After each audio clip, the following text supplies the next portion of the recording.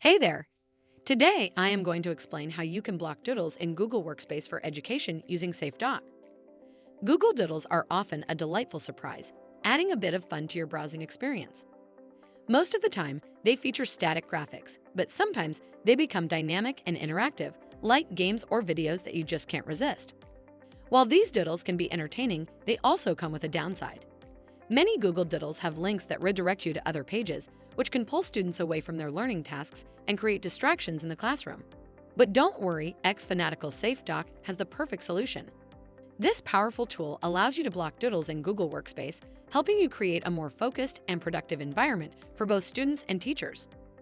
By implementing the Block Google Doodle policy, you can prevent students from getting distracted with doodles available in Google Workspace. Setting it up is super easy. Just head over to the Chrome Web Store, search for SafeDoc, then click Add to Chrome to add this extension. Once it's installed, you can quickly configure the settings to implement the Block Google Doodle policy in Google Workspace. For more information, visit xfanatical.com.